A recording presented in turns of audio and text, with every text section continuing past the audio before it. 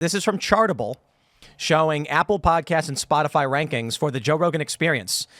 What do you notice about Joe Rogan's ranking in every country and on both platforms?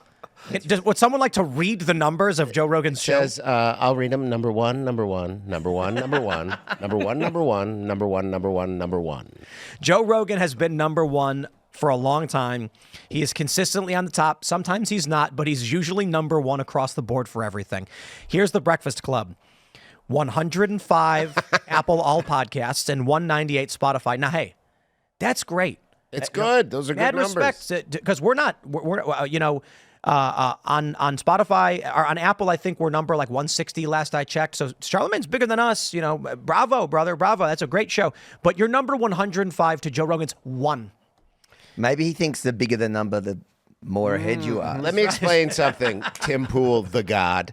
I would like to say these numbers, you can't bank on math because math is racist, and numbers are just numbers. It's more about how you feel. 2 plus 2 equals 5. Yeah. The only reason anybody ever said otherwise because they were racist. Yeah, that's White exactly supremacy. it. That's how it works. Numbers are numbers. So what Schultz was pointing out is that Charlamagne the God had Soulja Boy, who's a super famous person, on his show and said, I got 15 million overnight on that episode. And he's like, yeah, but me, Andrew Schultz, a relative nobody, not that he's saying that, but compared to Soulja Boy, went on Rogan and I got 10 million overnight. Yeah. Like, you put a rando on Rogan, you get 10 million overnight. You put a super famous guy on the Breakfast Club, you get 15 And in million Schultz's defense, he's not a rando. No, not anymore because of Rogan. Rogan launched his career doing Rogan's show.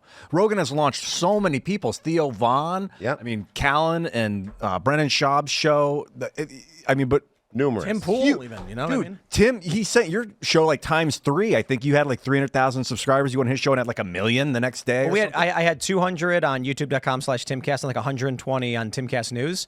I go on his show instantly. My main channel's at 900. My other channel's at 400. Instantly. I'm gonna within like 3 weeks. I'm gonna start spamming him. I'm ready to get my career going. Yeah, see, this is why everybody wants to go on Rogan. He it's chooses why you. Andrew, it's everybody wants to go on his show because he is it's the biggest show. Yeah. And it's just wild that anybody's going to be like, I'm as big as Joe Rogan. He doesn't play games either. He doesn't go to the person because they asked him to. Like, he picks who he likes. He does. I'll tell you. So during COVID, he followed me and started like sharing some of the COVID stuff from Melbourne. And so I thought, oh, that's great. I'm going to remember when I go to America. And then when I messaged you that I'm coming, and in fact, you were helping me out at that time. But I messaged you, I got a visa, I'm coming on. And then it was the biggest like knockdown to my ego where he just didn't answer me. He does that. Damn, Joe. Sometimes too. Well, I mean, come on, dude. I bet his phone is constant. He's a busy man. I bet he looks at his phone and it's just a stream of text nonstop. But doesn't he know I'm the number one in That's right. Melbourne, Australia? Yeah. You know who I think he should have on? I'm never going to hit him up and ask him about any of this stuff. Like, because people have hit up guests on this show being like, can you get me on Timcast or whatever? And nobody will do it. And I wouldn't do that. But James O'Keefe should definitely go on the Joe Rogan Experience. I'm shocked he hasn't. Because he's talked about him too. He's talked about his work. James is great. Project Veritas was great. OMG's great. He's done a lot of big work, and whether you like or don't like him, he's impactful. And I'm surprised. It's important work too. Seriously, I'm surprised he's not been on Joe's show. He just did. He was on last night actually. I was listening to it on the he's launched a new movie, Line in the Sand. Yeah, LineInTheSandMovie.com. Interviewing the border patrol agents. Oh, It's I heard about that. crazy. Yeah. James is probably. Is there a better journalist right now in the United States? He's in a tier of his own. He's. I'm gonna say 2 words: Lisa Guerrero. I don't know. That joke was funny because I didn't know who that was. She's making headlines today. She's trying to dig up some. She's very angry that Joe won't fly to Kamala. Oh, okay. Lisa, I don't even know who she is. Yeah, that's exactly the point. But James is innovative, artistic, attacks it from a really cool bent, and I think it's he's like Alex Stein on growth hormone. It's really like Stein is so fun to watch and really silly.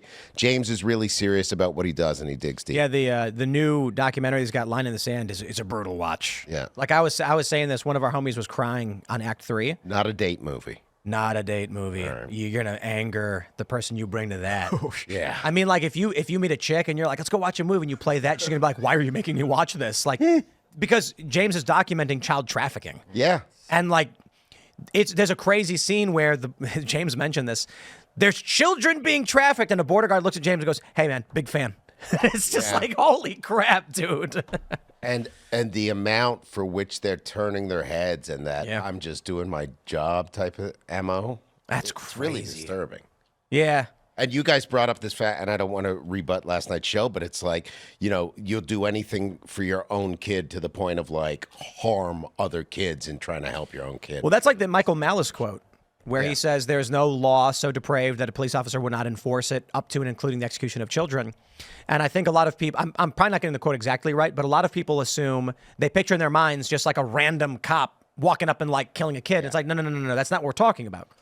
We're talking about a cop who's sitting in his office, and he's got 3 kids himself, and he's barely making ends meet. And they say to him, "We will take everything from you, and you will go in the gulag unless you do as you're told." And he's going to be like, please, don't hurt my family. I'll do whatever you say. And that's the scary reality of authoritarianism, communist, dictatorships. Yeah, when people value order over good, when they're willing to do evil to maintain order, things can get out of hand personal really benefit. quick. It's not that's order. it's the order of like, keep your job. You want a job? You want a job even to exist? Do the evil thing. But this is where we're at, because in the film, there's this old lady on a bus, and she's transporting people. And when she gets asked about it, she goes, I'm just doing what my job is. That's how she frames it. She doesn't say I'm just doing my job. She says, this is just I'm doing what my job says. You can see it in her face, and every single person who says that, they know what they're doing is wrong.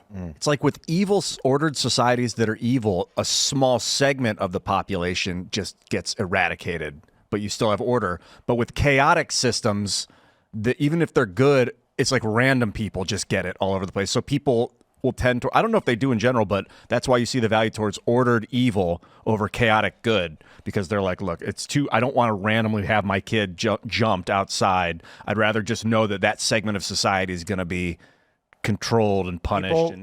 This is what we were saying about whistleblowers. When the fear of what your country is becoming outweighs the fear of reprisal, you will get whistleblowers. Yeah. And so there are people who are good and moral and brave. And let's say they get a job as a night watchman. They see something wrong and they say, hey, I'm going to report that.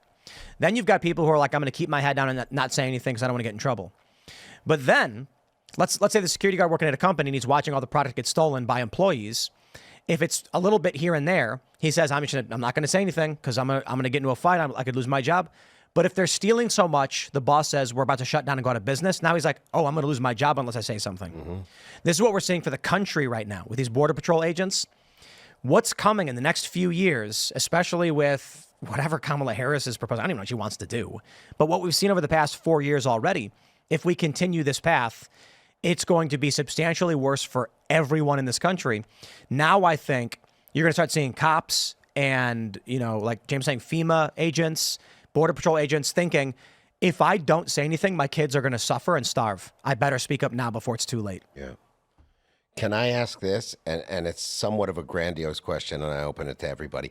Is the fear that we feel from the possibility of her being elected equivalent to the fear that leftists feel knowing that a man could go back into office who's already been there and didn't do something that bad? Well, the simple answer is Democrats feel the same way Republicans feel.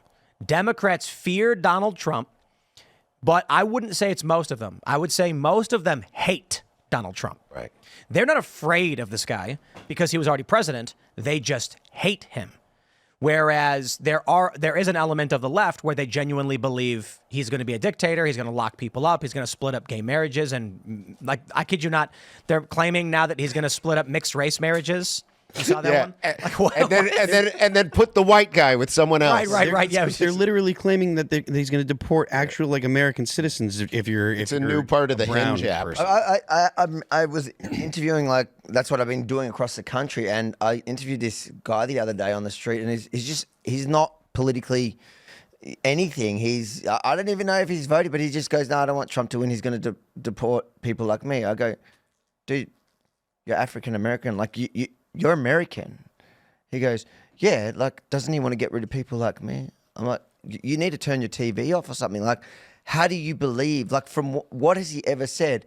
And if you dig any deeper, he just had nothing. He goes, oh, doesn't he want to do that? Thanks for checking out this clip from Timcast IRL. Make sure to watch the show live Monday through Friday at 8 p.m. Subscribe to this channel, and we will see you all there.